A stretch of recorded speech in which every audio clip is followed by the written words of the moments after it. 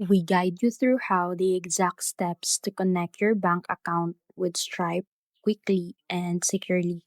So, the first thing you need to do is to log into your Stripe dashboard and navigate to Settings section. Then click on Bank Accounts and Scheduling, where you'll see the option to add bank account. Next, choose your country and bank type, then carefully enter your account number, routing number, and account holder details exactly as they appear on the bank documents.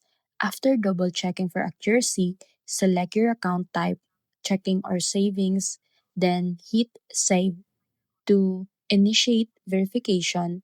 Stripe may perform a small test deposit to confirm your account, so monitor your bank statement, enter deposit amount in Stripe to verify your ownership.